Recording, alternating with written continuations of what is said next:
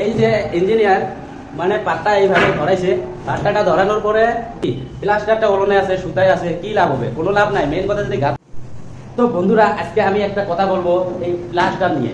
এই প্লাস্টার নিয়ে কিছু একটা কথা বলবো, মানে রাজমিস্ত্রি, মানে যারা বিল্ডিং বানায়, আসাম টাইপ বা হোক বম্বে টাইপ যে কোনো একটা ঘর বানায়, তাদেরকে নিয়ে একটা কথা বলবো। কথা হলো, কিছু কিছু ইঞ্জিনিয়ার আছে যেমন প্লাস্টারে আসি ভুল ধরে। প্লাস্টারে ভুল ধরার কোনো কারণ নাই, যেহেতু আমরা মিস্ত্রি, এই ঘরটা আমরা বানাই, বানানোর একটা মানে স্টেপ আছে। মানে ভুল ভুল বলি কথা বলে, ভুল কোনটা আমার ধরতে লাগে, সেটা ভুল নাকি আমরা একটা ভিডিও আমি দেখাবো, সেই ভিডিওটা দেখলে দিছি ইঞ্জিনিয়ারে ভুল কোনটা ধরতেছে। ভুলটা সেটা বড় জিনিস নয়, ওইটা ভুল আমি কই যে ওইটা ভুল না।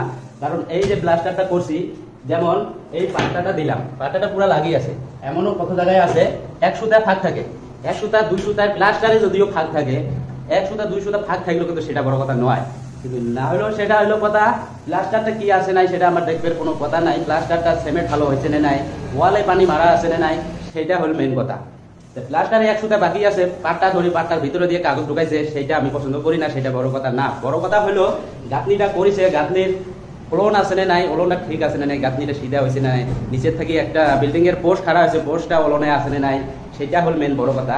কারণ এই যে ইঞ্জিনিয়ার মানে পাট্টা এইভাবে ধরাইছে, পাট্টাটা ধরানোর পরে কি করছে, পাট্টার ভিতর দিয়ে সুতা মানে কাগজ একটা ঢুকাইছে। কাগজটা ঢুকানোর উদ্দেশ্য কি?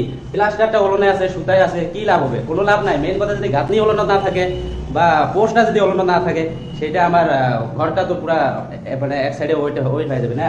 তো মেন কথা হলো, যেসব কাজে মাথা দিতে লাগে, যেসব কাজে ঠিক করতে লাগে, ওইটা মেন হলো কথা। প্লাস্টারে এক সুতা দুই সুতা কম বেশি হলো, এটা বড় কথা নয়। ভিডিওটা এখান থেকে শেষ।